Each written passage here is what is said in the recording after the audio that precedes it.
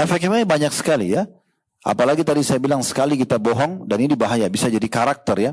Kita kalau membuka satu pintu kejujuran, kita akan punya bekas dalam kejujuran tersebut. Orang akan percaya dan seterusnya. Kita kalau buka pintu bohong, kita juga punya bekas dalam bab itu. Walaupun nanti kita jujur, orang tahu kita pernah berdusta sebelumnya. Ya.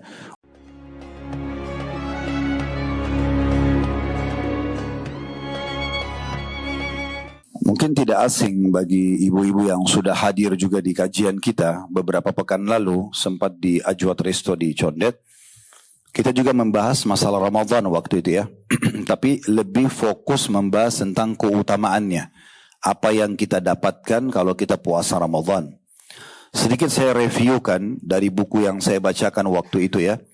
Jadi Ramadan itu memiliki kurang lebih di buku yang kami tulis ada 16 keutamaan yang kita dapatkan ya. Dan salah satu cara untuk ibu bisa rajin untuk mempertahankan ibadah yang sedang diperintahkan dan juga kita bisa konsisten ya menjaganya terus, itu mengetahui janji Allah di ibadah itu.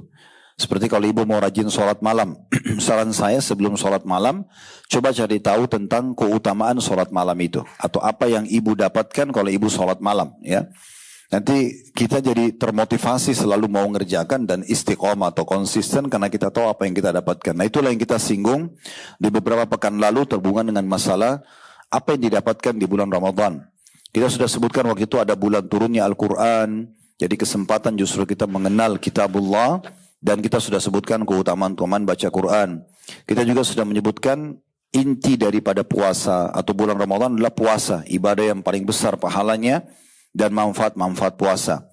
Kita juga sudah sebutkan yang ketiga tentang dia pembersihan dosa. Jadi Ramadan ini bulan pemutihan kesalahan. Dan kalau dosa kita dibersihkan berarti kita dapat dua manfaat. Yang pertama, kita akan selamat dari konsekuensi hukuman dari dosa kita. Yang kedua, semua fasilitas yang tertahan karena dosa itu akan dikembalikan. Ini sudah kita paparkan pada pertemuan itu ya. Kemudian juga yang keempat, bulan yang penuh dengan berkah dan rahmah. Artinya keberkahan ada. Rasanya Ramadan itu semuanya cukup. Sahur sedikit, buka puasa juga secukupnya. Sudah cukup aja gitu ya. Waktu terasa panjang sekali. Karena memang keberkahan yang Allah kasih. Berkah artinya sangat besar manfaatnya. Yang kelima, kita sudah jelaskan waktu itu bulan terbukanya semua pintu surga. Artinya terbuka pendaftaran masuk surga di bulan Ramadan. Iklan resmi 1 Ramadan sampai 30 Ramadan atau 29 Ramadan itu adalah pendaftaran. Jadi ibarat seperti kalau kantor atau kampus buka pendaftaran dari tanggal sekian sampai tanggal sekian, yang mendaftar beruntunglah dia. Ini Ramadan ibu-ibu kesempatan daftar. Bagaimana cara daftarnya? Ya lakukan semua ketaatan di Ramadan. Yang akhirnya membawa kita masuk ke dalam surga. Dan semua pintu neraka ditutup. Artinya ada nama-nama orang yang akan dihapus namanya dari api neraka. Kata Nabi SAW, sesungguhnya Allah memiliki setiap malam dari malam-malam Ramadan hamba-hamba yang dihapus namanya dari neraka. Karena orang sekarang, kita semua ini punya tempat di surga, punya tempat di neraka. Kalau meninggal dalam keadaan beriman, dia patuh, dia masuk surga. Kalau dia meninggal dalam keadaan kafir, munafik, musyrik, atau dia banyak dosa lebih banyak daripada pahalanya, amal solehnya dia masuk neraka dulu. Kan gitu. Nah kita kesempatan tuh di Ramadan, bisa kita hapus nama kita, mohon kepada Allah, dihilangkan. Dan itu setiap malam ada penghapusan nama orang-orang dari api neraka. Kemudian yang keenam, bulan dibelenggunya setan. Semua syaitan tidak akan bisa leluasa menggoda seleluasa di luar Ramadan. Kita bisa bayangkan kalau kita lomba lari, Bapak Ibu sekalian, dan kita di garis start itu, musuh kita, rival lawan kita dibelenggu. Belenggu itu diikat lehernya, diikat kedua tangan, diikat kedua kaki. Ya. Lalu kita akan lomba lari sama dia. Pasti kita menang. Karena dia dibelenggu, kita enggak. Kita jalan santai saja pasti menang. Nah di bulan Ramadan begitu. Kalau ibu dan bapak sekalian memaksimalkan, tadi maaf saya sering sebut ibu-ibu karena memang pengajar ibu-ibu sedikit sekali bapak-bapaknya, maka bukan mengurangi kadar penghormatan terhadap bapak-bapak ya. Jadi kalau musuh kita, rival kita dibelenggu, diikat kakinya, tangannya, lalu kita lomba lari, pasti kita akan menang walaupun kita jalan biasa. Nah, itulah Ramadan. Makanya kalau tiba Idul Fitri, ya seharusnya kita itu lebih mempertahankan atau kita pertahankan ibadah kita di Ramadan dengan tetap puasa sunnah, dengan tetap sholat malam, dengan tetap berzikir, baca Quran dan seterusnya. Maka ibaratnya jarak kita dengan syaitan itu 1 bulan. Tapi sayangnya banyak orang begitu Idul Fitri lisannya mengucapkan Alhamdulillah tapi salah tempat. Bukan Alhamdulillah siap mempraktekkan ilmu Ramadan dengan rajin puasa karena satu bulan dilatih, 1 bulan terbiasa puasa. Bukannya sekarang malah puasa, 1 bulan sudah baca Quran, harusnya dia terbiasa baca Quran, zikir, berdoa, umrah dan seterusnya. Tapi malah lisannya mengatakan Alhamdulillah di Idul Fitri karena Alhamdulillahnya tidak puasa lagi. Tidak lagi sholat malam, tidak lagi baca Quran, tidak perlu lagi menjaga hal yang haram. Ini salah Alhamdulillahnya. Nah ini yang kita maksudkan sebenarnya syaitan di belenggu itu kesempatan kita sangat jauh ya dengan syaitan. Kalau sudah Idul Fitri Bapak Ibu terus tinggal gas saja ya jalan, maka syaitan akan sangat jauh. Dia tidak bisa mengejar kita lagi. Itu targetnya. Bulan yang ke-7 bulan yang diterimanya doa. Karena kata Nabi SAW sungguhnya setiap muslim di bulan Ramadan punya doa yang mustajab. Ada yang disebutkan pada saat sepanjang puasa, ada juga menyebutkan di saat buka puasa. Yang ke-8 bulan penggandaan pahala umrah seperti haji bersama Nabi SAW. Ini sudah pernah kita jelaskan juga. Kalau ibu dan bapak bisa umrah setahun sekali, jadikan Ramadan. Kalau bisa setahun beberapa kali, maka salah satunya bisa dipilih Ramadan karena biayanya biaya umrah, energinya energi umrah, tapi yang didapatkan pahala haji. Yang ke-9 bulan pemilik malam yang lebih baik daripada 1000 bulan. Kita sudah tahu Lailatul Qadar di malam-malam ganjil. Kemudian yang ke-10 bulan ya peningkatan pelipat gandaan pahala. Terutama dengan adanya Lailatul Qadar ya adanya membuka puasakan orang gitu ya. Itu semua kita akan raih pahala dari orang-orang yang puasa. Kemudian bulan peningkatan kualitas SDM muslim dari sisi ibadah secara umum. Kemudian yang ke-12 bulan pengaturan waktu. Yang ke-13 bulan peredam syahwat gitu ya. Yang ke-14 bulan membentuk kepedulian ya. Yang ke-15 bulan pengandalian emosi dan ke-16 bulan pengatur pola sehat. Nah, pola sehat karena kita sudah tahu di masa kita sekarang ada namanya puasa ya. Berbagai macam istilah lah ya. Yang jelas kita kalau berpuasa itu jauh lebih sehat ya seperti itu. Nah, itu kurang lebih gambaran yang pernah kita bahas. Kalau sekarang saya lebih mengerucut ibu-ibu dan bapak sekalian membahas tentang pembentukan karakter ya muslim yang sejati dengan bulan Ramadan. Jadi ada hadis-hadis Nabi SAW yang membahas tentang masalah akhlak ini itu luar biasa gitu. Hadis-hadis ini luar biasa. Saya akan coba bacakan dulu beberapa dalil tentang masalah akhlak ini ya. Bermula dari pujian Allah Subhanahu wa taala kepada Nabi Muhammad sallallahu alaihi wasallam di dalam surah Al-Qalam surah nomor 68 ayat 4. Allah memilih Nabi Muhammad sallallahu alaihi wasallam sebagai rasul atau utusannya untuk menyampaikan risalah di muka bumi ini dan satu-satunya nabi yang diutus untuk seluruh alam semesta, serta juga dia dipilih sebagai penutup para nabi dan rasul. Dia menjadi pemimpin anak Adam alaihi salatu wassalam di hari kiamat nanti. Semua keutamaan ini, bahkan kita tahu kalau habis azan, kita disuruh oleh Nabi minta al-wasilah untuk beliau. Makanya setelah azan kita baca, Ati Muhammadanil wasilah. Dan al-wasilah artinya istana paling mewah di surga. Itu tidak dimiliki kecuali satu orang saja. Dan Nabi Muhammad SAW pemiliknya. Makanya beliau bilang, siapa yang minta wasilah untukku, dia akan dapat syafaatku. Semua keutamaan ini diberikan oleh Allah. Kenapa? Karena beliau punya akhlak yang mulia. Makanya Allah puji dalam surah Al-Qalam tadi, surah nomor 68 ayat 4, wa innaka la'ala khuluqin azim. Sungguh hai Muhammad, kau benar-benar berbudi pekerti yang agung. Jadi memang ini Nabi SAW sendiri mempunyai akhlak, dan tentu ya beliau juga mengatakan innama bu'ithtu liutammima makarimal akhlak. Penguat dari ayat tadi, Nabi SAW mengatakan dalam hadis yang sahih, aku diutus untuk menyempurnakan akhlak-akhlak yang baik. Jujur, amanah, tanggung jawab, bakti sama orang tua, memaafkan, berbagi, membantu orang, dan segala macam itu. Dan menjauhi semua akhlak yang buruk. berdusta, berbohong, mengganggu, menzalimi, mencuri, membunuh, menggunjing, memfitnah dan segala macam hal. Jadi memang Nabi Muhammad SAW diutus untuk itu, untuk menyempurnakan akhlak-akhlak yang mulia, gitu ya. Dan beliau pun bersabda dalam hadis riwayat Tirmidzi, "Atadruna ma aktsaru yudkhilun nasul jannah?" Apakah kalian tahu perkara apa yang paling banyak membawa orang masuk ke dalam surga? Maka para sahabat terdiam, menunggu jawaban Nabi. Kata beliau dua, taqwallah wa husnul khuluq. Takwa kepada Allah artinya patuh. Allah perintahkan, yang wajib dan sunnah dikerjakan, yang Allah larang, haram dan makruh ditinggalkan. Itu namanya takwa. Yang paling banyak bawa orang masuk dalam surga, takwa yang pertama. Dan yang kedua adalah husnul khuluq, akhlak yang baik, karakter yang baik. Ya, sopan santun, ramah tadi, jujur, dermawan, tanggung jawab dan segala macam. Itu yang paling banyak membawa orang masuk ke dalam surga. Dan beliau juga mengatakan lanjutan hadisnya, atadruna ma aktsar yudkhilun nasun nar? Apakah kalian tahu apa yang paling banyak membawa orang masuk ke dalam neraka?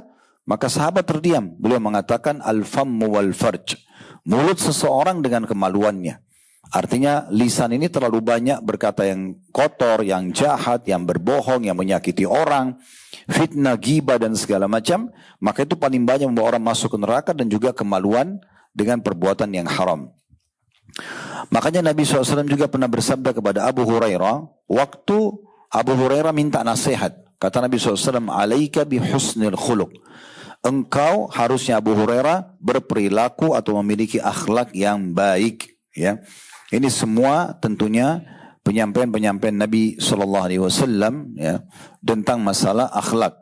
Belum lagi Nabi SAW mengatakan sesungguhnya sesuatu yang paling berat di timbangan amal hari kiamat adalah akhlak yang baik. Jadi semua itu rangkaiannya kalau Bapak Ibu sekalian jujur, amanah, tanggung jawab itu masing-masing ada pahalanya. Tapi kalau diakumulasikan nanti digabungkan di timbangan amal itu yang paling berat pada hari kiamat nanti. Dan orang yang akhlaknya baik, kata Nabi SAW, inna rajula la yudriku bihusnil khuluq darajat as-sa'imil qa'im.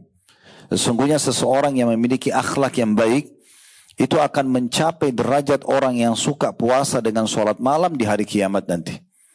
Jadi kalau orang akhlaknya baik, dia mungkin tidak terlalu banyak sholat malamnya, sholat duhanya, tidak terlalu banyak ibadah-ibadahnya. Tapi karena akhlaknya baik, maka dia bisa mencapai derajat orang yang suka puasa dan juga orang yang suka sholat malam. Tentu di sini yang dibahas adalah ibadah sunnahnya ya. Karena ibadah wajib tidak ada toleransi. Sholat wajib misalnya dan seterusnya. Juga Nabi SAW mengatakan dalam hadits Ahmad dan Abu Daud, akmalul mu'mina imanan ahsanuhum khuluqa. Orang mukmin yang paling sempurna imannya adalah orang-orang yang paling sempurna akhlaknya. Jadi orang yang paling baik akhlaknya, dia makin pintar, makin kaya, makin punya jabatan, makin merendah, ya. Bukan menghinakan diri ya, tapi makin baik sama orang, makin ramah ya. Dan subhanallah akhlak yang baik ini, Bapak Ibu sekalian, saya kasih contoh rasional saja. Kalau ada orang mungkin secara paras wajah biasa saja, fisik juga mungkin biasa saja, mungkin biasa saja semuanya, laki-laki dan perempuan.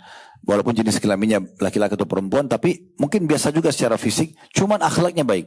Kalau ketemu kita santun, ramah, sopan, saya yakin kita sangat nyaman dekat dengan orang seperti ini. Tapi kalau ada orang yang sangat cantik, sangat tampan, sangat kaya, sempurna semuanya gitu ya, tapi dengan kesombongan, memandang kita dengan sebelah mata, ngomongnya terlalu tinggi, kita pasti nggak nyaman. Jadi kita bisa bayangkan bagaimana kalau seseorang bergabung antara kelebihan paras wajah, kelebihan fisik, berikut akhlaknya. Dan itulah yang terjadi pada Nabi Muhammad SAW. Tidak ada orang yang melihat Nabi kecuali senang melihat karena ketampanan dan kesebutan fisiknya, plus juga kagum dengan akhlak yang mulia. Para sahabat itu tidak pernah melihat Nabi teriak-teriak. Bahkan Anas bin Malik menceritakan, saya bekerja di rumah Nabi SAW dari umur 7 atau 9 tahun sampai umur 19, sekitar 9 sampai 10 tahun beliau bekerja. Dia bilang selama itu saya kerja belum pernah saya dengar Nabi berkata kasar baik pada istri ataupun pembantunya. Jadi luar biasa karakternya gitu ya. Dan orang yang terbiasa tidak emosional, orang yang ramah, lembut itu terlihat dari wajahnya. Terlihat dari penampilannya, terlihat dari jaman tangannya. Kita kalau salaman sama seseorang, tangannya lembut, tutur katanya santun. Nampak dari wajah itu memang orang yang tidak emosional. Orang kalau emosi itu kelihatan, banyak kerutan, ya, sering emosi, sedikit-sedikit marah. Dan kalau dia membiasakan diri menjaga karakter buruk ini, itu akan jadi bahaya, jadi kebiasaan. Orang kalau biasakan misalnya dirinya emosional misalnya, lama-lama dia marah dengan dirinya sendiri. Kalau sudah tidak ada target yang dimarahin, mungkin dia marah dirinya sendiri. Mungkin dia tidak sengaja misalnya menjatuhkan baju, dia cukup untuk marah dengan dirinya. Padahal dia sendiri yang jatuhkan baju itu. Atau dia pakai sendal, mungkin kebalik, karena dia lagi lihat handphone, mungkin dia bisa marah dengan dirinya. Mungkin dia marah dengan angin yang kebetulan meniup pintu rumahnya, lalu dia emosi, dan seterusnya. Maka itu sesuatu yang tidak baik, berefek tidak baik. Sebagaimana sesuatu akhlak yang baik juga akan berefek pada semuanya gitu ya. Dan Nabi SAW menggabungkan buat kita dalam sebuah hadis tentang bagian daripada akhlak yang baik itu. Beliau mengatakan, ahabbun nasi ilallahi anfa'uhum. Manusia yang paling Allah cintai adalah yang paling besar manfaatnya bagi orang lain. Suka mau berbagi dengan orang lain. Apakah kelebihan hartanya, ilmunya, tenaganya, idenya, semua dia berbagi sama orang lain. Itu yang paling bermanfaat. Yang paling Allah cintai. Muslim atau orang non-muslim yang dia bantu.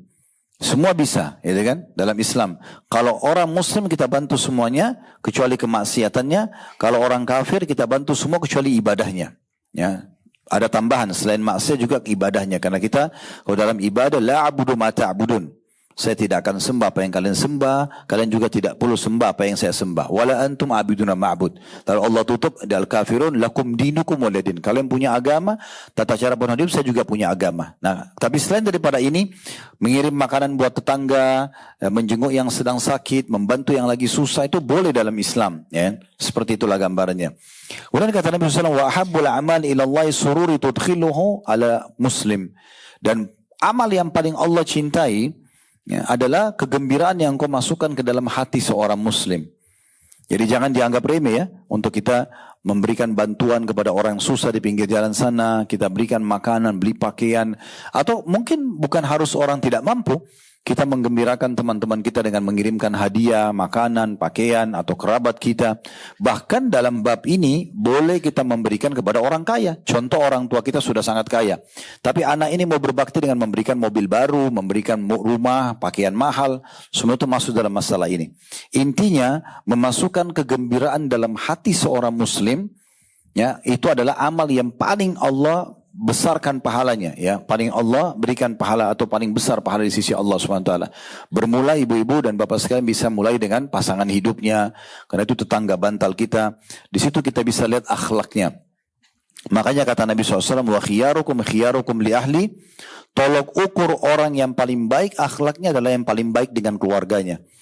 Kalau ibu mau tahu dirinya ibu seperti apa, ibu tanya suaminya, menurut kamu saya bagaimana?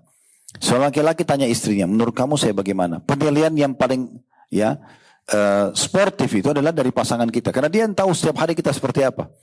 Kalau pasangan kita sudah mengatakan, oh saya tidak merasa ada kekurangan atau dia memuji kita, maka berarti kita sudah bagus. Jangan sampai kita di rumah buruk mau amalannya, tapi di luar kita dikenal orang yang baik. Tidak ada gunanya orang seperti ini. Makanya Nabi SAW mengatakan, orang mukmin yang paling sempurna imannya, yang paling baik pada keluarganya, pasangan hidupnya bermula dan anak-anaknya, dan aku adalah contoh yang paling baik, orang yang baik pada keluarganya. Kan gitu. Begitu juga dengan teman-teman terdekat dan seterusnya, terutama pada saat safar. Jadi kalau kita safar sama-sama biasanya kelihatan karakter aslinya orang gitu ya. Makanya ada orang pernah datang kepada Umar mengatakan, ini adalah sahabat saya, ditunjuk seseorang sama dia. Lalu Umar tanya, kamu sudah pernah safar sama dia? Dia bilang belum. Kata Umar, kau belum mengenalnya. Kau belum mengenalnya. Karena safar itu akan memperlihatkan asli daripada karakter seseorang gitu ya. Kemudian kata Nabi SAW setelah mengatakan bahwasanya amal yang paling Allah cintai, kegembiraan yang dimasukkan dalam hati seorang muslim, lalu mengatakan au takshif anhu kurbah, atau ya kata Nabi SAW engkau membebaskan kesusahannya. Dia lagi ada masalah apa, kita keluarkan bantu dalam masalah dia, apakah finansial ataupun nasihat-nasihat. Au taqdi anhu dainan, atau engkau melunasi hutangnya. Au tatrudu anhu ju'an, atau engkau menghilangkan rasa laparnya. Wala an amshi ma akhil muslim fi hajatin ahabbu ilayya min an a'takifa fi hadzal fi masjid hadza syahra. Dan aku memenuhi hajat satu saudaraku muslim, kata Nabi SAW. Misalnya teman ibu bapak minta ditunjukin alamat, minta ditemani ke sebuah tempat, selama bukan maksiat. Lalu kita kebetulan kosong, kita luangin waktu. Kata Nabi SAW, aku penuhi hajat satu saudaraku muslim saja, itu lebih aku cintai daripada i'tikaf sebulan di masjid ini. Beliau tunjuk masjid beliau. Kita sudah tahu i'tikaf di 10 terakhir Ramadan, artinya mengikat diri di masjid, dari subuh, duhur, asar, maghrib, isya, solat wajibnya, solat sunnahnya, duha, solat qabliyah, ba'diyah, solat malam. 10 hari terakhir itu orang kejar semua dengan i'tikaf. Tujuannya mengikat diri di masjid supaya tidak kehilangan itu ya. Bayangkan kalau kita i'tikaf sebulan di Masjid Nabawi, berapa banyak pahalanya. Nah, Nabi SAW mengatakan memenuhi hajat saudara muslim satu orang saja, diminta ditemanin, minta nasihat, minta apa saja, kemudian kita penuhi, maka itu sudah cukup, lebih baik, lebih Nabi cintai daripada i'tikaf selama sebulan di masjid beliau. Belum lagi hal-hal yang sederhana. Kata Nabi SAW, al-kalimatu tayyibatu sadaqah, dalam hadis Bukhari Muslim. Kalimat yang baik, santun, ramah. Orang yang minta tolong saja Bapak Ibu sekalian, kalau kita tidak bisa bantu pun, memang tidak punya, tetap kita dianjurkan untuk mengucapkan kata-kata yang baik. Maaf ya, saya belum bisa bantu sekarang ya. Bukan dengan malah emosional mengatakan, kamu ini tidak tahu saya juga orang susah dan segala macam. Ya. Makanya Uwais Al-Qarni rahimahullah, seorang ulama tabi'in, itu beliau hidupnya susah. Kadang-kadang pungut-pungut sisa makanan orang. Ya, sisa makanan orang. Tapi beliau tidak mau kehilangan pahala sedekah. Dengan cara, ya makasih. Jazakallah khair. Jadi beliau tidak mau kehilangan pahala. Dengan cara, beliau kalau dapat makanan, dibersihkan kembali, dipanasin, baru dibagi lagi dengan orang miskin yang lain. Jadi bagaimana? Muamalah yang sangat luar biasa. Kemudian juga kata Nabi SAW sampai kepada senyum. Dalam hadis riwayat Tirmidzi, tabassumuka fi wajhi akhika sadaqah. Senyum dengan saudaramu muslim itu adalah dihitung sedekah. Selalu senyum, selalu ramah ya. Dan seterusnya, terlalu banyak hal-hal yang berhubungan dengan masalah ini. Nah, kalau ibu dan bapak menanyakan kepada kami, kira-kira apa hubungannya Ustaz dengan bahasan Ramadan? Ramadan ini yang kita akan datang menghadapi beberapa hari yang akan datang insya Allah ini. Semoga Allah panjangkan umur kita di atas ketaatan. Allah berikan kita Ramadan yang banyak ke depannya. Sampai maksimal yang diberikan kepada hamba-hambanya yang saleh. Dan juga semoga Allah jadikan Ramadan ini sebagai pembersih dosa-dosa kita. Dan penyebab kita masuk ke dalam surga Firdaus tanpa hisab. Allahumma amin. Kalau hitungan tanggal kita antara tanggal 1 sampai tanggal 2 Maret akan masuk Ramadan. Artinya pekan depan. Ya, kurang lebih pekan depan ini, Sabtu, Ahad, kemudian kita sudah masuk Ramadan. Berarti Bapak Ibu sekalian, kita akan masuk di bulan yang tadi sudah kita sebutkan kurang lebih ada 16 keutamaannya. Mungkin lebih daripada itu yang hanya kebetulan kami susun di buku. Kita akan masuk ke sebuah lembaga training, pelatihan massal. Ya. Tidak ada lembaga Bapak Ibu sekalian seperti Ramadan. Tidak ada di muka bumi ini. Seluruh dunia ini, dimanapun ada muslim di pelosok bumi sana, ya, itu semuanya akan ikut program yang sama. Siang hari mereka puasa, malam hari mereka sholat malam. Selama puasa mereka pasti akan tahu, nggak boleh makan, nggak boleh minum, nggak boleh biologis. Ini yang halal, apalagi yang haram. Mereka akan jauhi semuanya. Maka di bulan itu betul-betul lagi ada masa training. Makanya Nabi Muhammad SAW pernah naik ke mimbar lalu 3 kali bilang amin, amin, amin. Waktu selesai beliau turun dari khutbahnya, ada sahabat mengatakan, ya Rasulullah, kami belum pernah dengar Anda berkata seperti tadi. Belum pernah Anda naik mimbar mengucapkan amin sampai 3 kali. Apa kira-kira yang terjadi? Kata Nabi SAW, Jibril datang kepadaku. Dan berkata kepadaku di anak tangga pertama mimbar ini, doakanlah kecelakaan bagi siapapun yang mendapatkan Ramadan pas masuk Ramadan, sampai Ramadan pergi, sementara dia belum diampuni. Doakan kecelakaan buat orang itu. Kata Nabi SAW, amin. Semoga Allah kabulkan. Artinya, makna daripada potongan hadits ini, kalau Ramadan saja semua orang muslim berusaha jadi orang baik, berpuasa. Bayangkan ya, kita dari azan subuh sampai azan maghrib puasa. Artinya, nahan diri dari hal-hal yang diharamkan. Yang dihalalkan saja makan, minum biologis tetap ditahan. Gitu kan. Setelah azan maghrib buka puasa, habis isya kita sudah sholat tarawih. Selesai tarawih itu orang cuma duduk sebentar mungkin ngobrol sama keluarga, habis itu istirahat tidur. Sahur lagi, puasa lagi. Padat sekali dengan program-program yang baik gitu ya. Belum kalau kita isi dengan mengaji, majelis ilmu, belum kita isi dengan umroh, dan berbagai macam program-program yang baik.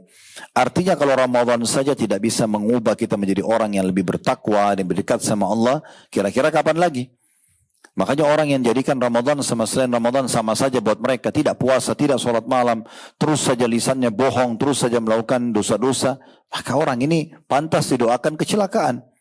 Dan ini Allah perintahkan Jibril, malaikat yang mulia, pimpinan para malaikat, menyampaikan kepada manusia terbaik, yaitu Nabi Muhammad SAW. Doakan kecelakaan, hai Muhammad, celakaan bagi orang yang tiba Ramadan. Dia sampai Ramadan, lalu Ramadan pergi sementara belum diampuni dosanya. Kemudian beliau mengatakan di anak tangga yang kedua, Jibril juga mengatakan doakan kecelakaan bagi orang yang mendapatkan kedua orang tuanya atau salah satunya, kemudian keduanya tidak membawanya masuk ke dalam surga. Jadi selama hidup nggak pernah bakti. Sampai orang tuanya meninggal, nggak ada kebaikan baik dilakukan. Maka ini kecelakaan. Nabi mengatakan amin. Bagaimana bisa ada anak tidak bakti sama orang tuanya, tidak mengejar surga dari orang tuanya gitu kan. Kemudian yang ketiga, kata Nabi SAW, Nabi Jibril mengatakan doakan kecelakaan. Siapapun yang mendengarkan namamu disebutkan hai Muhammad lalu dia tidak salawat kepadamu, ya semoga Allah celakakan. Maka kata Nabi SAW, amin. Ini juga masuk dalam bab keutamaan mengucapkan sallallahu alaihi wasallam atau alaihi salatu wassalam, salawat kepada Nabi pada saat nama beliau disebutkan. Tapi saksi bahasan kita tentang masalah Ramadan. Jadi ya. Dari Ramadan ini ada beberapa karakter khusus yang difokus Bapak Ibu sekalian. Kita bermula dulu dari hadis Nabi SAW, dan hadis ini hadis yang sangat mulia ya, tentang masalah bagaimana seharusnya seseorang di antara kita betul-betul menjaga karakternya dan mendidik dirinya agar terbiasa menjadi orang yang baik di bulan Ramadan. Dan hadis ini hadis sangat masyhur tentunya ya, hadis yang sangat masyhur yaitu bunyinya kata Nabi SAW, man lam yada' qawl az-zuri wal 'amala bihi wal jahla falaysa lillahi hajatun ay yada'a ta'amahu wa syarabah. Hadis ini hadis yang sahih.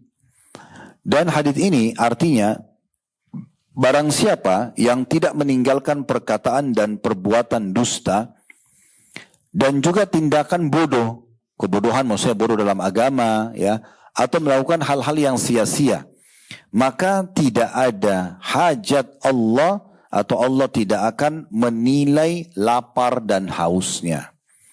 Nah ini yang kita akan bahas yang pertama Bapak Ibu sekalian. Artinya Ramadan akan datang memerangi secara massal sifat dusta dan kesaksian palsu. Dan ini adalah dosa yang kadang-kadang orang lupa. Orang pikir nggak masalah. Apalagi ada istilah di tengah-tengah masyarakat kita, kan bohongnya untuk kebaikan. Nah, tidak ada nama istilah bohong buat kebaikan. Allah sudah haramkan bohong, nggak ada untuk kebaikan. Kebaikan jujur lawannya, gitu ya. Jadi jangan dibawa-bawa ke sana, akhirnya kita buka pintu, bohong boleh dalam segala hal. Akhirnya membohongi pasangan, membohongi orang tua, membohongi anak-anak. Sampai di masa Nabi SAW, ada seorang ibu, Nabi kebetulan bertamu di rumahnya, anaknya mau keluar dari rumah, kemudian dia genggam tangannya, seakan-akan ada sesuatu yang dia tawarkan anaknya supaya anaknya nggak keluar rumah. Nabi SAW tidak tahu di tangan dia ada atau tidak yang dia janjikan anaknya supaya anaknya nggak keluar rumah. Tapi Nabi bilang, kalau seandainya di tangan kamu tidak ada sesuatu yang kamu pegang, kamu akan dicatat sebagai seorang pendusta. Berapa banyak di antara ibu-ibu hanya mau menenangkan anaknya, menjanjikan sesuatu yang bohong.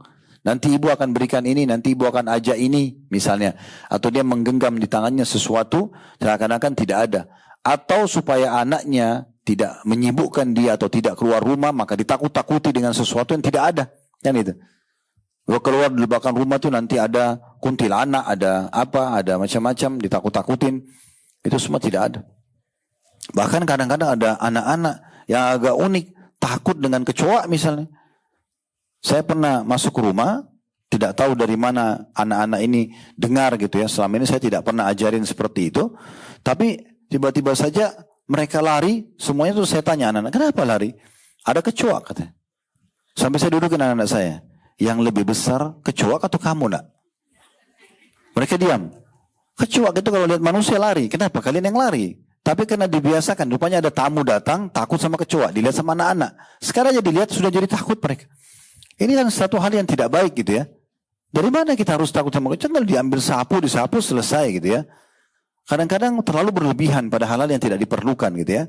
Nah, poin-poin seperti ini contoh-contohnya gitu ya. Atau dia berdusta dengan pasangannya, dia mau jalan sama temannya, dia alasan pergi pengajian, dia alasan pergi mana, arisan dan segala macam, sebenarnya tidak. Contoh.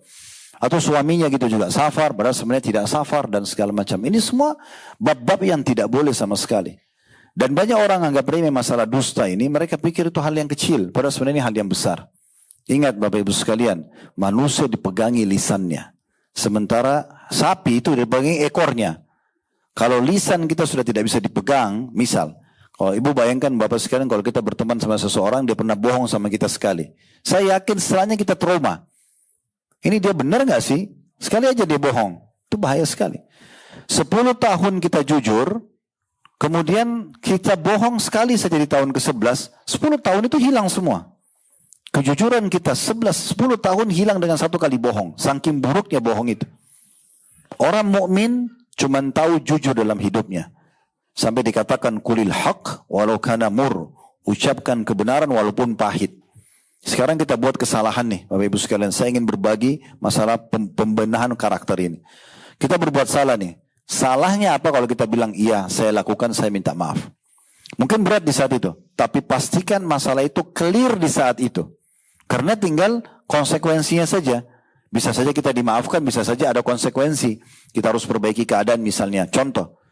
Tapi kalau kita berbohong, di saat kita ditanya perkara yang sama, kita akan terus bohong, tidak pernah berhenti. Dan orang akan tidak nyaman dengan orang yang bohong. Kita tidak tahu mana yang benar. Di Saudi pernah terjadi, ada seseorang, dia suka bohongin temannya. Ini kejadian nyata, anak-anak muda.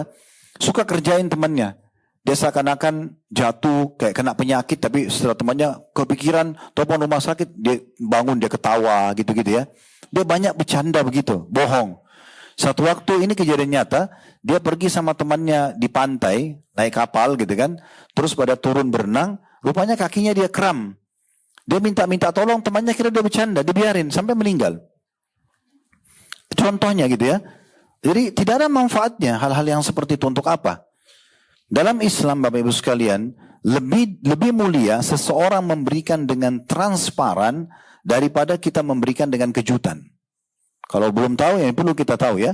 Jadi sebenarnya kejutan-kejutan itu dalam Islam tidak terlalu didukung. Lebih baik kita mengatakan, saya akan berikan kamu hadiah ini. Gak apa-apa. Atau kita bisa bilang, saya akan berikan kamu hadiah. Mungkin tidak disebutkan, tidak masalah. Tapi kita sampaikan ada hadiah. Bukan sebuah kejutan. Saya pernah lihat ada satu cuplikan, dan di situ ditulis penyesalan abadi. Ada beberapa anak-anak muda di Eropa. Kelihatannya mereka bukan muslim. Tapi mereka mau buat kejutan buat temannya. Mereka duplikat kunci rumah temannya. Mereka masuk diam-diam. Seakan-akan mereka perampok. Ya. Pada saat temannya masuk, kemudian mereka kagetin. Tujuannya cuma bikin kaget saja. Akhirnya temannya itu ketakutan lari keluar dari rumah, dari pagar, langsung ditabrak mobil, meninggal di tempat. Dan sekian banyak contoh dalam masalah ini, gitu kan?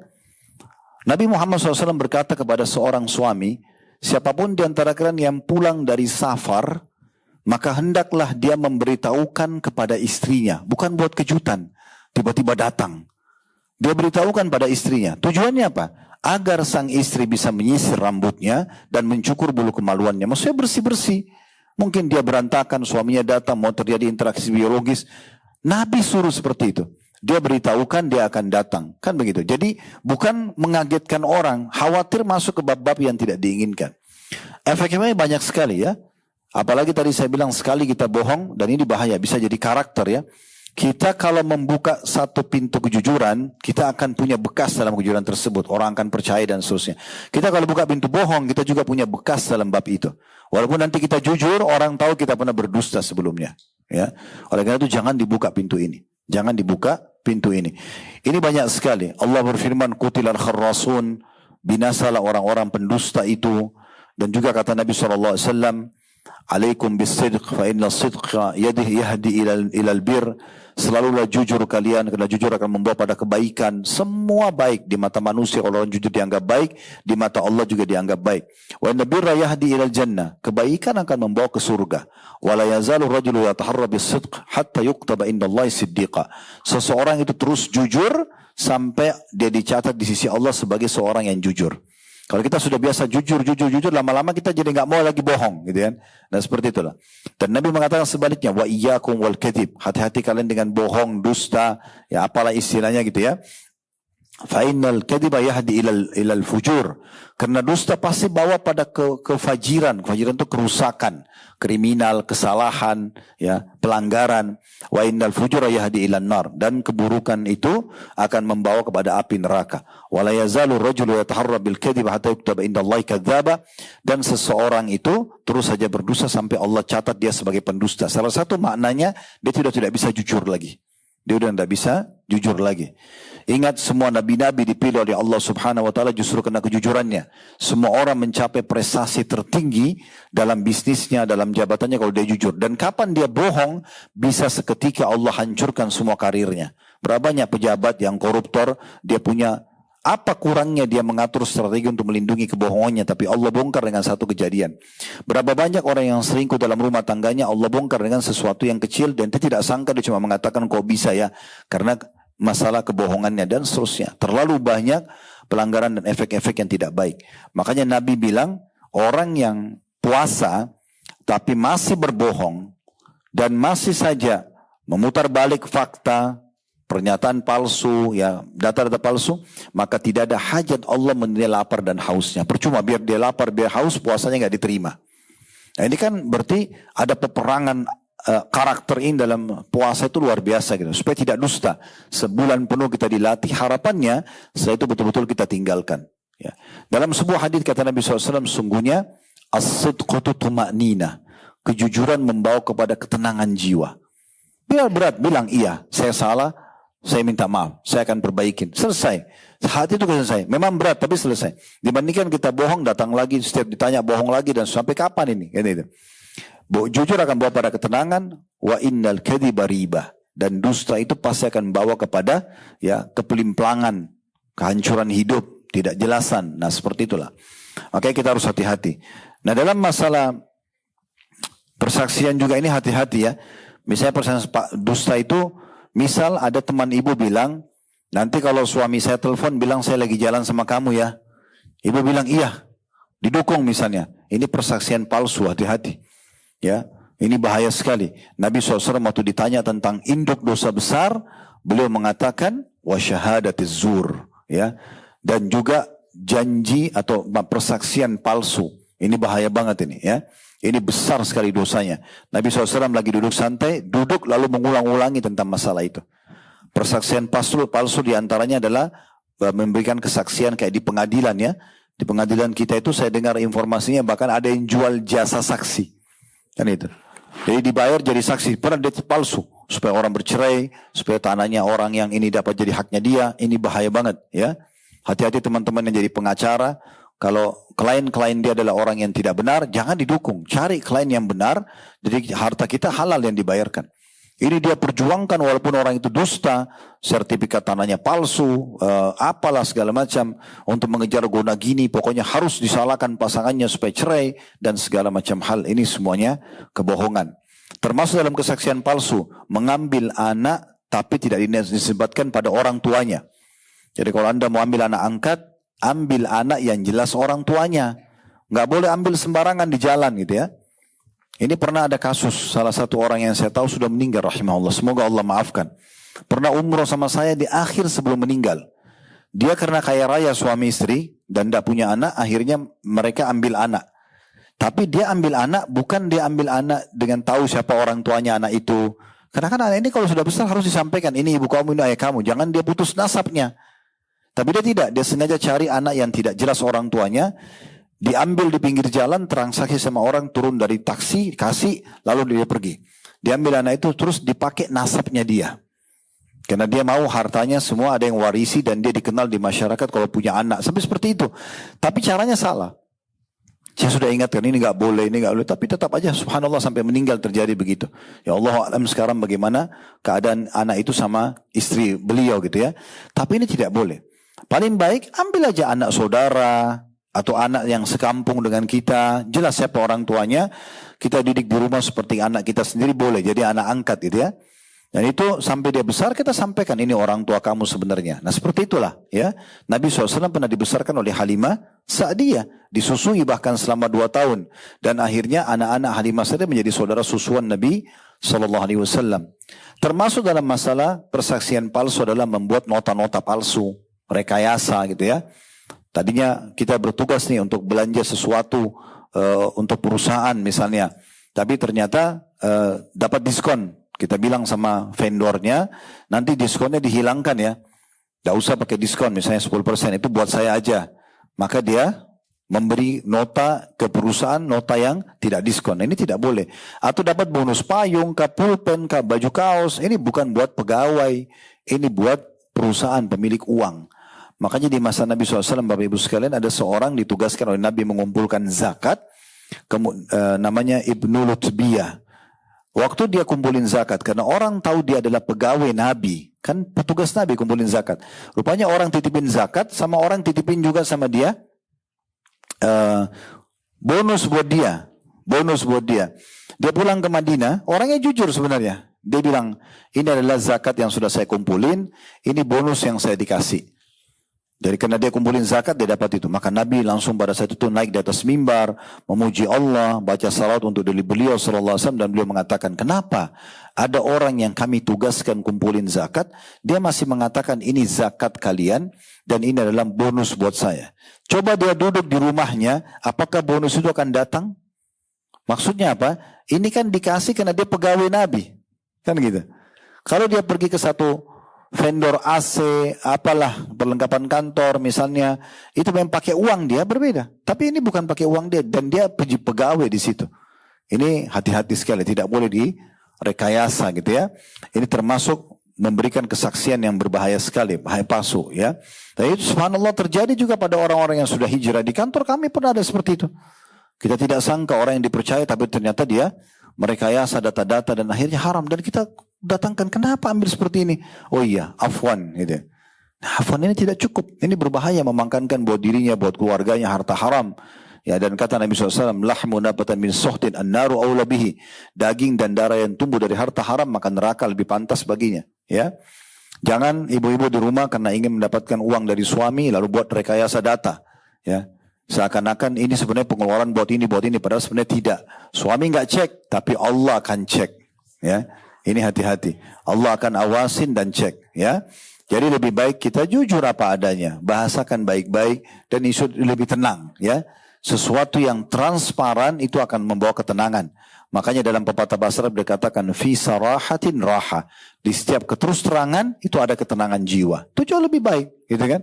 Kita melakukan ini jauh lebih baik. Dan tentu teman sama teman, ya, bahkan pada anak dan segala macam ini juga harus termasuk kita hati-hati. Karena rekayasa semua ini bisa berbahaya tentunya masuk dalam masalah ini. Itu yang pertama tentang masalah dusta dalam hadis ini. Karakter yang kedua adalah al-jahl, kebodohan. Ya, itu kalau ibu ada pegang buku tentang dahsyatnya Ramadan, yang buku kami ada di halaman 50, saya tulis dalilnya itu ya. Ada hadis di situ di halaman 50 dan jahal. Jahal itu kebodohan. Kebodohan ya. Jadi dia melakukan perbuatan-perbuatan bodoh atau sia-sia, Bu, ya. Jadi kayak buang-buang waktu. Saya perlu garis bawahi poin penting ya. Kalau Bapak Ibu masih diberikan waktu lowong buat Allah, itu kesempatan emas memperbanyak amal soleh, bukan membuang-buangnya. Ya, jangan ibu punya ada waktu dan bapak sekalian, kebetulan lagi santai, habis asar, lagi nggak ada kegiatan, cari kontak, siapa nih sahabat saya yang lagi ada masalahnya, WA lah dia, Assalamualaikum, kamu ada masalah apa, cerita dong, curhat aja sama aku misalnya. Temannya mulai cerita tentang suaminya, tentang pembantunya, masuklah dia kerana masalah yang dia tidak perlu masuk ke situ. Akhirnya dia bisa bicarakan suami orang, dia bisa salahkan pembantu orang, bisa gibah, bisa fitnah, bisa segala caci maki dan segala macam, masuk dosa. Padahal waktu lowong dia mungkin hanya hari itu. Mungkin besok dia sudah sibuk, mungkin lusa dia sibuk. Ini peluang emas untuk isi sama amal soleh. Makanya kata Nabi SAW, nikmatani magbudun kathirun minan nas. 2 nikmat yang banyak manusia lalai darinya. Disebutkanlah as-sihhatu wal farag. Kesehatan dan waktu lowong. Waktu lowong kalau ibu sudah rasa dan bapak sekalian ada waktu lowong, segera langsung dengarin ceramah, apalah cari aktivitas positif, masalah dengar masalah ilmu pengetahuan, olahraga, apalah sesuatu yang bermanfaat. Jangan duduk diam. Duduk diam ini, apalagi kalau sudah pegang remote TV, itu sibuk sudah kita. Pasti akan sibuk dengan hal yang tidak buang waktu berjam-jam, gitu kan? Yang sebenarnya bisa dipakai pada hal yang bermanfaat. Nah, ini tidak boleh. Di Ramadan kita disuruh program baca Al-Quran, banyak zikir, puasa, semua ini untuk itu, supaya kita padatin waktu kita. Ibu perlu tahu dan Bapak sekalian, saya pernah sampaikan, penyesalan bagi manusia di akhirat ada 3. Berulang saya sampaikan di pengajian dan saya ulangi lagi. Penyesalan pertama yang abadi adalah penyesalan orang kafir, orang munafik dan orang musyrik. Karena mereka kekal di api neraka. Penyesalan yang kedua adalah orang-orang beriman yang dosanya lebih banyak daripada amal solehnya. Ditimbang amal, sehingga harus masuk neraka dulu. Sehari saja di neraka, itu sama dengan 1000 tahun waktu kita di dunia. Dan 24 jam disiksa. Ini akan menyesal. Walaupun nanti keluar masuk surga. Tapi tetap masuk neraka dulu. Untuk apa kita mampir ke sana untuk tempat disiksa? 1 hari aja masuk penjara di dunia, sudah cukup nama kita rusak. Kan gitu. Kita juga lagi nggak nyaman. Jauh dari AC, jauh dari WC yang bersih, jauh dari makanan enak. Untuk apa ini? Gitu kan? Di neraka makanannya zakum, buah yang menghancurkan tubuh orang, minumannya timah panas, nanah dan darah orang ahli neraka, sana sini histeri teriak-teriak, untuk apa? Ini akan menyesal. Toh hanya karena di dunia lebih banyak sibuk dosa daripada amal soleh. Yang ketiga, ini yang perlu kita khawatirkan juga. Orang yang masuk surga, sudah masuk surga, tapi sebenarnya dia bisa dapat derajat lebih tinggi. Jadi kalau kita persentasikan misalnya surga itu 100%, atau kalau komplek perumahan itu A, B, C, D, E sampai Z. Z ini yang paling bagus fasilitasnya, klaster yang paling mewah di situ. Bapak Ibu misalnya masuk ke D, ya, dapatnya D, lolos masuk surga, tapi kita cuma masuk ke level 4 saja. Karena amal-amal kita terbatas. Sudahlah, saya nggak mau sholat sunnah, sholat wajib aja, udah cukup. Ya udah, nanti kan pas-pasan juga di surga. Dia masuk tapi dia derajat. Sebenarnya nanti kalau masuk surga, karena kita bisa saling kunjung mengunjung, ibu akan tahu tuh temannya ini, oh derajatnya lebih tinggi, orang tuanya di sana. Kita akan lihat fasilitas lebih bagus. Di situ dia menyesal, tapi dia tidak bisa pungkiri lagi. Dia juga tidak mau pungkiri karena Allah sudah buat dia puas dengan surganya. Tapi dia akan berpikir, kalau saya dulu berbuat, itu dulu pernah ada kesempatan taklim dipanggil di pagi sore nggak datang. Ya. Misal. Itu dulu ada kesempatan saya dipanggil nyumbang Palestina tapi nggak nyumbang. Dulu ada kesempatan ini dan itu. Misal. Semua disia-siakan. Ya udah, luput dari kita. Maka kalau saya kerjakan, saya bisa dapat derajat itu. Tadi D, bisanya jadi G misalnya. Atau bisa jadi H. Sebenarnya, tapi dia nggak lakukan. Di situ dia menyesal. Tapi penyesalan sudah nggak bisa diperbaiki. Ada satu kata dalam Al-Quran. Setiap kali selesai menyebutkan surga, Allah hubungkan itu. Setelah disebutkan jannah, ada khalidina fiha kan. Itu artinya apa? Kekal selamanya. Apa maknanya ini? Kalau satu kali masuk, ibu nggak akan keluar lagi dari surga. Itu positif. Tapi ada satu hal yang perlu kita sentuh secara keimanan. Khalidina fiha artinya, ibu kalau sudah masuk di klaster D tadi, khalidina fiha, kekal selama itu. Nggak bisa pindah ke E. Karena kekal di situ dah. Sekali baku ya baku di situ. Gitu. Jadi penyesalan yang ketiga ini yang kita khawatirkan. Jangan ada waktu kita bisa isi dan tingkatkan derajat kita di surga, kita malah sia-siakan. Allah subhanahu wa ta'ala Bapak Ibu sekalian tidak akan turunkan tangan dari langit memaksa kita ibadah atau menyuruh kita taubat. Tapi kita harus peka dan jeli dalam menangkap pesan-pesan Allah subhanahu wa ta'ala. Jangan sia-siakan waktu. Kalau yang lalu sudah lewat, sudah kita beristighfar kepada Allah. Sekarang mumpung ada umur, jangan disia-siakan. Seseorang datang kepada Hasan Basri lalu berkata begini. Waktu dia datang, Hasan Basri tanya, umur kamu berapa? Dia bilang umur saya 60 tahun. Kata Hasan Basri, kalau gitu sudah 60 tahun kamu menuju ke Tuhanmu. Dan orang yang menuju ke Tuhannya sebentar lagi akan sampai. Maksudnya kau akan meninggal nih. Orang itu bilang, inna lillahi wa inna ilaihi rajiun. Kata Hasan Basri, kau tahu makna kalimatmu itu? Orang itu diam. Langsung Hasan Basri mengatakan, orang yang mengatakan, inna lillah, kami milik Allah. Wa inna ilaihi rajiun. Kepadanya kami akan dikembalikan. Dia tahu dia akan kembali kepada Tuhannya. Dan yang tahu kembali kepada Tuhannya, dia tahu akan dihisap di mahkamah Allah. Baik dia akan terima. Wa man ya'mal mithqala dzarratin khairan yara.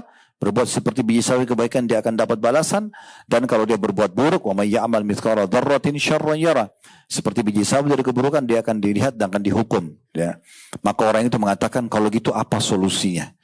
Saya sudah terlanjur nih, banyak kelalaian dosa gitu. Kata Hasan Basri, tobatlah dari masa lalumu, Maka dengan itu Allah akan maafkan masa lalumu dan Allah akan terima amalmu ke depan. Tapi kalau kau sekarang sudah umur begini pun masih mau buat dosa, maka berarti Allah akan hukum kau masa lalumu dan masa akan datangmu. Nah, itu solusi yang paling baik tentunya agar seseorang tidak menyia-nyiakan. Seorang ulama salaf dulu pernah melewati anak-anak muda di pinggir jalan, Bapak Ibu sekalian, ngobrol omong kosong. Itu terus yang dibicarakan. Tidak ada arahnya, tidak ada urusan pendidikan dunia, tidak ada urusan akhirat. Maka orang ini lewat sambil mengatakan sama murid-muridnya, andai saja boleh orang membeli waktu, saya akan beli waktunya mereka ini. Ini waktu yang mereka sia-siakan, saya beli aja. Tambah ke saya 1 jam deh. Tapi nggak bisa. Karena mereka tidak tahu nilainya waktu itu. Gitu kan? Waktu itu sangat mahal. Harusnya kita gunakan, maksimalkan dalam ketaatan. Oke, yang lalu-lalu kita tidak bicara. Saya sering sampaikan di pengajian saya, Bapak Ibu sekalian.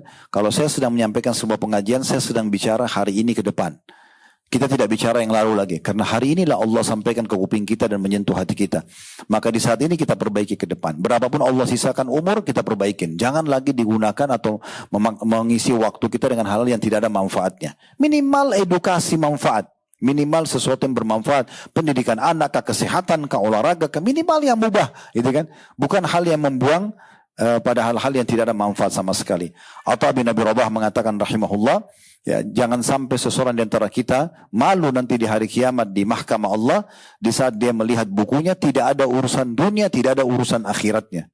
Ya, tidak ada sama sekali manfaat-manfaat yang dia bisa dapatkan. Baik, yang selanjutnya karakter yang ketiga itu juga ada di hadis tentunya, ya, yang Allah Subhanahu wa taala atau Nabi SAW tepatnya ya sebutkan. Ini saya tulis di halaman 32 kalau ibu yang pegang bukunya. Ada hadis Nabi SAW, "Idza asbaha ahadukum yawman sha'iman fala yarfuth wala yajhal. Wa in imru'un syatamahu aw qatalahu falyaqul inni sha'im inni sha'im." Artinya, barang siapa, kata Nabi SAW, salah satu di antara kalian di pagi hari dalam kondisi berpuasa, atau dia lagi ikut program puasa, maka jangan berkata jorok dan jangan bersikap bodoh. Sebenarnya makna daripada fuhsh, ya rafath itu kalimat syahwat yang diucapkan kepada selain pasangan halal, gitu ya. Sedangkan suami istri saya lagi puasa berusaha menghindari, ya, sampai buka puasa karena tidak boleh hubungan biologis bisa batal, apalagi kalau bukan pasangan halal. Maka di sini dikatakan siapa yang tiba di pagi hari puasa maka jangan berkata rafath. Rafath itu lebih kepada kalimat syahwat sebenarnya, ya. Di sini terjemahnya berkata jorok, dan jangan bersikap bodoh. Bodoh mirip tadi, menyia-nyiakan waktu dan segala macam. Kalau ada salah satu caranya, kalau ada orang yang menghardiknya atau menghinanya, ada orang yang ajak Bapak Ibu bertengkar, ribut, dia lagi puasa, maka katakan sesungguhnya saya sedang puasa, sesungguhnya saya sedang puasa. Maksudnya saya sedang ikut program puasa, ini dilarang bertengkar, ini dilarang bertutur kata bujurok. Orang ngajak kita buat dosa, saya lagi puasa, saya nggak mau buat dosa, nah gitu. Nah ini kan pembentukan karakter, ya. Berarti memang kita dibentuk di Ramadan untuk menjadi orang yang betul-betul menjaga itu. Ya, menjaga sikap-sikap kita, ya, jangan sampai kita berlebihan dalam masalah-masalah seperti ini. Artinya rafath, ya, kalau pernah haji dan umrah juga tahu salah satunya yang dilarang kalau lagi ihram tidak boleh rafath, ya, ucapan yang menjurus kepada biologis walaupun dengan pasangan halal. Kalau sudah ihram suami istri boleh bergandengan, boleh jalan sama-sama lagi tawaf sa'i, tapi tidak boleh menjurus ke biologis, ya. Bicara biologisnya tidak boleh. Sedikit ada syahwat itu ada hukumannya. Ya, makanya tidak boleh sama sekali sampai selesai tahallul. Nah, sama juga dengan puasa. Nah, itu juga dilatih, ya, dilatih di bulan Ramadan. Cuma sayangnya ada generasi muda kita, mungkin dia berhenti pacaran pas Ramadan, habis Ramadan dia sambung lagi, gitu. Ya. Padahal sebenarnya itu dibolehkan tapi dengan pasangan yang halal. Nah, itu juga masuk dalam masalah ini. Jadi kita harus mengatakan bahwasanya saya sedang puasa. Jadi betul-betul berarti memang ini sunnahnya ibu dan bapak bilang. Kamu kok gini? Maaf, saya lagi puasa. Jangan, tidak mau bertengkar. Ya, diajak berbohong, diajak buat nasihat, selalu bilang saya lagi puasa, saya nggak mau. Bayangkan Bapak Ibu sekalian, sebulan kita dilatih seperti ini. Harusnya kan terbentuk karakternya. Udah jujur, ya, udah tidak pernah lagi berkata-kata kotor, nggak pernah caci maki. Ini masuk dalamnya, nggak boleh menggibah, memfitnah, ya menghina, semua masuk dalamnya. Dalam makna kata-kata jorok ini masuk dalamnya semua. Tidak boleh sama sekali ya. Kita tinggalkan. Kemudian selanjutnya juga mungkin yang terakhir ini tentang masalah pengontrolan emosi. Itu juga ada di lanjutannya ya, di halaman 33. Ini adalah bulan ya untuk mengontrol emosi. Sebenarnya mengontrol emosi masuk dalam potongan tadi, sesungguhnya saya sedang puasa. Karena di situ kan kalau diajak bertengkar, dia mengatakan saya puasa. Maksudnya saya tidak mau picu emosi saya ya, maka ditinggalkan. Kalau kita ikuti dalam syariat Allah Subhanahu Wa Taala, Bapak Ibu sekalian, sebenarnya tidak bertengkar ini bukan hanya puasa ya. Di luar puasa pun kita dilarang bertengkar. Dilarang. Jadi siapapun yang mau ajak kita bertengkar, tinggalkan saja. Kalau dia benar, ya udah kamu benar, maafin saya. Kalau kita salah, kita sampaikan, dia mau terima, alhamdulillah. Tidak terima, sudah tinggalkan saja. Tidak usah kita habiskan waktu pada orang yang tidak mau dengar nasihat kita. Tidak usah juga kita emosi, kita gibah dia di sana sini. Kalau dia itu orang saya sudah nasihatin, nggak mau dengar, itu hak dia. Yang penting kita sudah sampaikan. Seseorang mukmin memang sifatnya itu lembut, penyayang, pengasih, tidak suka bertengkar. Saya kadang-kadang bahasakan di ceramah-ceramah, kalau ada yang ajak bertengkar, tinggalkan saja dia sama tembok. Biarin dia ribut sama tembok. Udah nggak usah kita layani. Tinggalkan. Nggak usah ikut-ikutan. Ini kadang-kadang, ini Ustaz tapi saya emosi dia katakan ini. Pernah gitu tuh. Ya ada suami istri datang ribut. Dia WA begini, yang satu bilang WA begini. Iya karena ditanggapin terus. Kita kalau tidak tanggapin habis kata-kata orang itu. Ibnu Abbas radhiyallahu anhu pernah didatangi oleh seseorang, kebetulan beliau pakai jubah baru. Ada orang datang caci maki tanpa sebab. Abdullah bin Abbas tidak kenal orang itu. Dicaci maki segala macam kata-kata yang tidak pantas untuk seorang ulamanya sahabat. Bukan cuma sahabat Nabi, tapi ulamanya sahabat. Maka pada saat itu murid-muridnya Abdullah bin Abbas sudah jengkel dengan orang ini. Tapi Abdullah bin Abbas karena diam, mereka semua diam. Karena Abdullah bin Abbas tidak respon, maka akhirnya orang itu kehabisan tutur kata. Karena kalau itu kan pertengkaran terjadi, kenapa? Karena kita kan respon terus. Kan itu. Maka kata Ibnu Abbas setelah dia selesai, apa kau sudah selesai? Dia bilang iya. Lalu Ibnu Abbas tahu orang ini sebenarnya cemburu lihat jubah dia. Abdullah bin Abbas buka jubahnya dikasih. Ambillah jubah ini hadiah dari saya. Lalu dia bilang sama murid-muridnya, tunjukkan alamat rumah kita. Siapa tahu orang ini butuh bantuan. Semenjak hari itu orang itu jadi muridnya Abdullah bin Abbas. Jadi nggak usah layani orang yang suka bertengkar, orang suka ribut ya, orang suka berdebat, itu menghabiskan, menyita waktu kita. Ya, lebih baik kita ya menyibukkan dengan hal-hal yang bermanfaat. Saya yakin kalau orang tahu karakter kita tidak suka bertengkar, saya yakin orang yang suka bertengkar tidak akan dekat-dekat sama kita. Karena dia tahu kita tidak respon. Kita nggak respon, gitu ya. Jadi lebih baik jangan dilayani, lebih baik jangan. Ini termasuk hal yang baik. Dan kita tahu penyebab stroke, darah tinggi, penyakit kronis ini, itu semua karena emosional. Suka bertengkar gitu ya. Maka ini berbahaya sekali. Makanya Nabi SAW mengatakan, la taghdab kepada seorang anak muda. Jangan kau emosional. Waktu dia bilang, wasiatkan saya. Supaya saya senang hidup dunia. Gak ada masalah sama orang. Saya juga tidak ada dosa di sisi Allah. Jangan kau emosional. Apalagi ya Rasulullah, jangan kau emosional. Apalagi ya Rasulullah, jangan kau emosional. Dalam riwayat lain, la taghdab walakal jannah. Jangan kau emosi, bagimu surga. Gitu kan? Nah ini poin penting untuk di garis bawah gitu ya, supaya kita betul-betul bisa tahu. Nah sama juga mungkin kalau ibu-ibu yang masih ada diamanahkan anak-anak kecil, atau mungkin ada yang punya cucu, itu biasanya anak-anak kan memang masa-masa bermain ya. Mungkin ada hal-hal yang mereka lakukan kadang-kadang memicu emosi kita, tapi itulah alamnya dia. Itulah alamnya dia. Saya sering sampaikan ke istri, jangan emosional hadapin mereka, karena mereka tidak tahu. Mereka memang belajar gitu kan, masa belajar.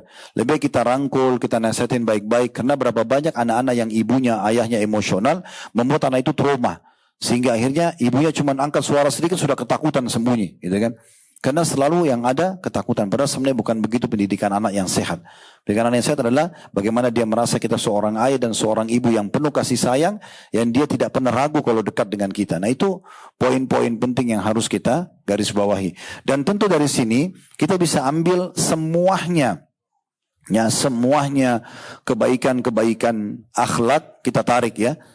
Dalam bulan Ramadan semuanya berarti kita diperintahkan untuk baik. Sebagai penutup, kalau ini ada mau bertanya di sini silahkan. Di halaman 34-nya, di situ ada saya sebutkan hadis tentang zakat fitrah. Ini berarti penutupan Ramadan. Nanti kan kalau pas habis Ramadan sebelum sholat Id, kita dianjurkan ya yang punya kemampuan untuk mengeluarkan per orangnya 2,5 kilo beras. Ya, Kalau tidak salah dalam liter itu 3,5 liter, karena itu makanan pokok kita. Kita keluarkan berapa jumlah orang di rumah, misalnya suami istri sama 3 anak, berarti dia harus 5 orang kali 2,5 kilo ya. Oh, ada pembantu di rumah, berarti majikannya punya kewajiban untuk mengeluarkan zakat tersebut. Tentu yang mengeluarkan ini adalah pimpinan rumah tangga, sang ayah ya. Termasuk bayi kalau sudah 4 bulan di perut ibunya, itu dikeluarkan juga zakat fitrahnya gitu ya. Nah, apa manfaatnya zakat fitrah? Perhatikan manfaatnya luar biasa ini. Di halaman 34 sampai 35 saya tuliskan hadisnya dari Ibnu Abbas radhiyallahu anhuma, farada Rasulullah sallallahu alaihi wasallam zakat al-fitr tuhratan lis-shaimi min al-lagwi war-rafathi wa tu'matan lil masakin. Man addaha qabla as-salati fa hiya zakatun maqbula wa man addaha ba'da as-salati fa hiya shadaqatun min as-sadaqat. Rasulullah SAW telah mewajibkan, bukan pilihan, wajib hukumnya zakat fitrah. Ini bukan uang ya, tapi makanan pokok. Kalau uang berarti itu zakat mal. Kecuali uang cash kita kasih ke yayasan atau masjid, mereka yang keluarkan belikan beras atau makanan pokok. Biasanya begitu ya. Maka diwajibkan oleh Rasulullah SAW zakat fitrah untuk mensucikan orang yang puasa.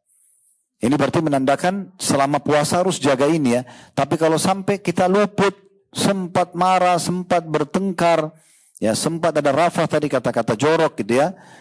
Mensucikan orang yang puasa dari perkara sia-sia dan perkataan keji. Dan sebagian juga atau sebagai juga makanan bagi orang-orang miskin. Barang siapa menunaikannya sebelum sholat id, maka itu adalah zakat fitrah yang diterima. Dan barang siapa menunaikannya setelah sholat id, maka itu merupakan salah satu bentuk sedekah biasa. Tapi perhatikan garis bawahi di situ ya. Disyariatkan, diwajibkan zakat fitrah untuk mensucikan orang yang berpuasa. Berarti membersihkan kalau dia punya kesalahan gitu ya. Dan dari perkataan keji, perkataan sia-sia dan perbuatan keji atau pelanggaran-pelanggaran, dan sekaligus sebagai makanan untuk orang-orang yang miskin. Berarti memang selama Ramadan kita disuruh untuk jujur, amanah dan seterusnya, jaga terbaik dan jauhi yang buruk-buruk. Ya bahkan tadi kalau bohong dan kesaksian palsu bisa membatalkan puasa. Dan akhir Ramadan, walaupun kita sudah jaga sebulan, tetap zakat fitrah ditunaikan untuk menambah pensucian diri kita dari pelanggaran-pelanggaran tersebut. Berarti memang ada pembentukan karakter. Maka saya berharap diri saya dan juga Bapak Ibu sekalian, Allah SWT mudahkan untuk menjadi lebih baik lagi dari sebelumnya di bulan Ramadan ini insyaAllah. Dan fahami baik-baik Ramadan adalah pelatihan untuk meningkatkan skill kita secara keimanan. Ya. Dan itu untuk jadi bekal 11 bulan ke depan. Selama Allah kasih umur, Ramadan akan datang, kita tingkatkan lagi persentasenya untuk 11 bulan ke depan sampai kita ketemu Allah dalam kondisi semuanya sempurna tentunya. Allahu a'lam. Begitu saja mungkin. Ada benar dari Allah, silakan diambil dan diamalkan. Ada salah dari saya, mohon dimaafkan. Subhanakallahumma bihamdika, asyhadu an la ilaha illa anta astaghfiruka wa atubu ilaik. Wassalamualaikum warahmatullahi wabarakatuh.